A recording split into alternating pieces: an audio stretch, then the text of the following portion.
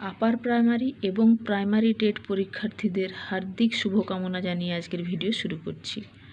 আজকে আমি তোমাদেরকে শিশু বিকাশ ও শিক্ষণ বিজ্ঞান বা চাইল্ড ডেভেলপমেন্ট অ্যান্ড পেডাগজি থেকে কিছু প্রশ্ন উত্তর দেব এই ভিডিওতে, রীতা পাবলিকেশনের বই থেকে। ভিডিওটা আশা করি তোমাদের উপকারে আসবে। আর আমার এই ভিডিওগুলি যদি তোমাদের উপকারে আসে অবশ্যই আমার চ্যানেলটিকে সাবস্ক্রাইব করবে, ভিডিওগুলোকে একটু বেশি বেশি শেয়ার করবে যাতে বেশি জনের উপকারে আসতে পারি, এবং লাইক ও কমেন্ট অবশ্যই করবে। ঠিক আছে, চলো পড়াশোনা শুরু করা যাক। দেখো, প্র্যাকটিস সেট নাম্বার 7। প্রথম প্রশ্ন আছে, বংশধারা এবং পরিবেশের গুণফল হলো ব্যক্তি। এই উক্তিটি কার? উত্তর হবে জে.বি. ওয়াটসনের। 2 নম্বর প্রশ্ন, শিশুর বিকাশের ক্ষেত্রে দেখো প্রথম দিকের বিকাশ পরবর্তী বিকাশের অপেক্ষা তাৎপর্যপূর্ণ, আবার পরবর্তী স্তরের বিকাশ প্রথম দিকের বিকাশ অপেক্ষা তাৎপর্যপূর্ণ। আর সি আছে প্রথম ও পরবর্তী বিকাশ সমগুরুত্বপূর্ণ। আর ডি আছে সঠিকভাবে কিছু বলা যায় না। তো আমার মনে হয় এই সি এর অপশানটা ঠিক হবে, প্রথম ও পরবর্তী বিকাশ সমগুরুত্বপূর্ণ। 3 নম্বর প্রশ্ন, সক্রিয় এবং নিষ্ক্রিয় জিনের উপর গুরুত্বপূর্ণ পরীক্ষা করেছেন কে? উত্তর হবে মেন্ডেলিভ, সি এর অপশানটা। 4 নম্বর প্রশ্ন, নিচের কোনটি সামাজিকীকরণে বিরোধী, মানে সামাজিকীকরণ হতে বাধা দেয়? সেটা হবে অপশান ডি এরটা, ঈর্ষা। তারপরে দেখো 5 নম্বর প্রশ্ন, কোনো বস্তুর সঙ্গে তুলনা করা, বিভিন্ন বস্তুর মধ্যে সাদৃশ্য বৈসাদৃশ্য বোঝা, পরিমাপ করা আর সব বস্তুকে সজীব বলে মনে করা, এটা কোন স্তর? এটা হবে প্রাক সক্রিয়তার স্তর, মানে অপশান বি এরটা হবে অ্যান্সার। ঠিক আছে, সি এরটা কিন্তু নয়, বি প্রাক সক্রিয়তার স্তর। কারণ দেখো যৌক্তিক সক্রিয়তার স্তর হলে সব বস্তুকে সজীব বলে মনে করা কিন্তু সেখানে আসবে না। তাই ওই 4 অপশানটার জন্য আর বাকিগুলো দেখো যেগুলো আছে সেই অনুপাতে দেখো প্রাক সক্রিয়তার স্তর হবে উত্তর। 6 নম্বর প্রশ্ন, শিশুকেন্দ্রিক শিক্ষায় শিক্ষক ও শিক্ষার্থীদের মধ্যে সম্পর্ক হবে কেমন? পিতা ও পুত্রের ন্যায়। দেখো অ্যাকচুয়ালি সবগুলোই কিন্তু মোটামুটি যাবে, তবে বেশিরভাগটা কীরকম হয়? পিতা এবং পুত্রের মতো হয়। 7 নম্বর প্রশ্ন, বুদ্ধিকে কতগুলি শ্রেণীতে ভাগ করা হয়েছে? উত্তর হবে 4টি। 8 নম্বর প্রশ্ন দেখো, সঠিক উত্তরটি চিহ্নিত করো। চিন্তনের বৈশিষ্ট্য হলো কি? উত্তর হবে উচ্চ শ্রেণীর প্রাণীরা চিন্তনের অধিকারী, প্রশিক্ষণযোগ্য, বিশ্লেষণ, সংশ্লেষণ এবং সমস্যা সমাধানে সাহায্য করে। উপরের এই সবগুলি কিন্তু সঠিক। 9 নম্বর প্রশ্ন, সমাজের 4টি প্রধান প্রতিষ্ঠানের মধ্যে কোনটি লিঙ্গগত ভূমিকা নির্ধারণে সক্রিয় নয়? এখানে হবে বিদ্যালয়, কারণ বিদ্যালয় লিঙ্গ দেখে কিন্তু বিচার করা হয় না, ওখানে সবাই শিক্ষার্থী। ঠিক আছে। 10 নম্বর প্রশ্ন, উপরের কোনগুলি ব্যক্তিভিত্তিক শিক্ষণ পদ্ধতি, মানে 4টা যে পদ্ধতি এখানে আছে তার মধ্যে 1 আর 2 হবে অ্যান্সার। তার মানে এরটা হবে 1 আর 4। ঠিক আছে, 1 আর 4 উইনেটকা পদ্ধতি আর হচ্ছে পরিকল্পিত শিক্ষণ পদ্ধতি, মানে 1 আর 4 যেখানে আছে এর অপশান আছে সেটা হবে ব্যক্তিগত শিক্ষণ পদ্ধতি। 11 নম্বর প্রশ্ন দেখো, নিচের কোনগুলি শিক্ষণের জন্য অ্যাসেসমেন্ট বলে বিবেচনা করা যায়? উত্তর হবে শিক্ষণের দুর্বলতা নির্ণয় করা এবং আদর্শ মানের বিচারে শিক্ষার্থীদের পারদর্শিতা বিচার করা। এই 1 আর এবং 2 এর অপশানটা আছে দেখো সিএ, তাহলে এইটা হবে উত্তর। 12 নম্বর প্রশ্ন দেখো, শিক্ষণ উদ্দেশ্যের জ্ঞানমূলক মাত্রার ক্রমপর্যায় হলো। এই জ্ঞানমূলক মাত্রার ক্রমপর্যায়টা আসলে কি? ব্লুম ট্যাক্সোনমি থেকে আমরা পাই, ব্লুমস যে ট্যাক্সোনমি আছে সেখান থেকে। তো এখানে যে অপশানগুলো আছে তার মধ্যে কিন্তু কোনো অপশানটাই সঠিক নয়।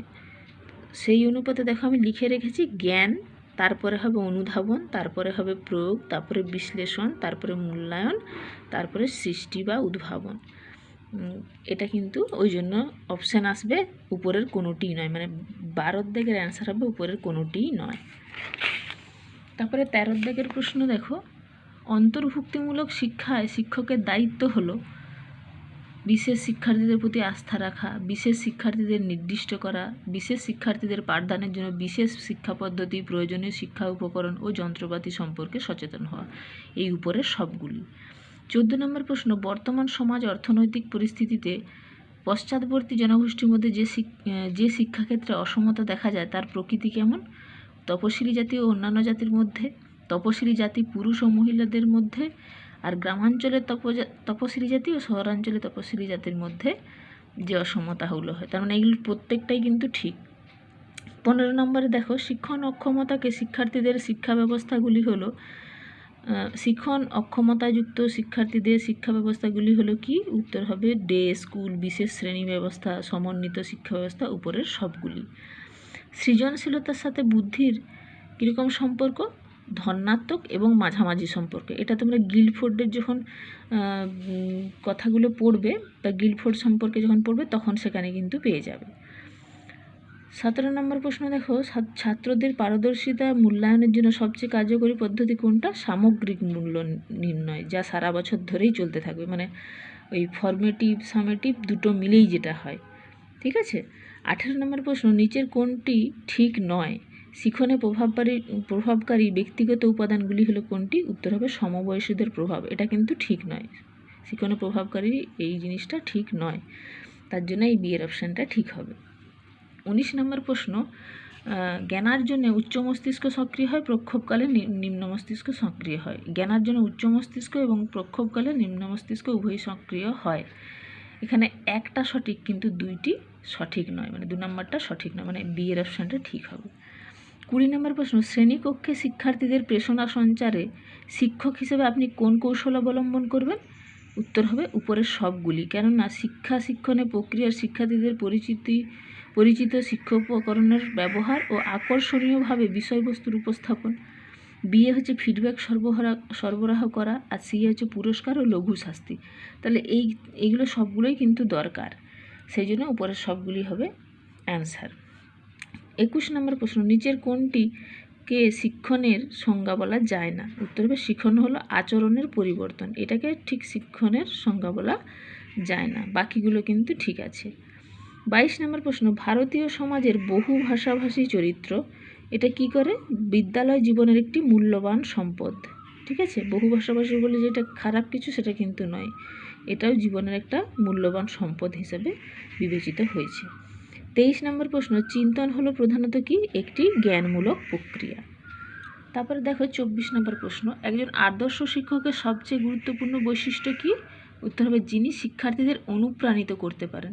দেখো, শিক্ষক মানে তিনি শিক্ষা দেবেন, অনেক কিছু আচরণই তাকে করতে হয়, কিন্তু সবথেকে বড় কথা যিনি প্রকৃত শিক্ষক তার দ্বারা কিন্তু অনেক ছাত্রছাত্রী অনুপ্রাণিত হবে, আর এটাই কিন্তু শিক্ষকের সার্থকতা। 25 নম্বর প্রশ্ন, প্রক্ষোভক বুদ্ধির ধারণাটি নিম্নলিখিত কোন ক্ষমতার কথা বলে না? উত্তর হবে প্রক্ষোভের নিয়ন্ত্রণ। ঠিক আছে, বি এর অপশানটা। 26 নম্বর প্রশ্ন, প্রান্তীয় বাল্যকালে আবেগের চরম প্রকাশ ঘটে। উত্তর হবে পরিবেশগত কারণে এবং শারীরবৃত্তীয় কারণে, মানে দুটো কারণেই। তাহলে সি এর অপশানটা ঠিক হবে, এ এবং বি দুটোই সঠিক। 27 নম্বর প্রশ্ন, শিশুর সামগ্রিক বিকাশ প্রক্রিয়া হলো কি? মনোদৈহিক প্রক্রিয়া।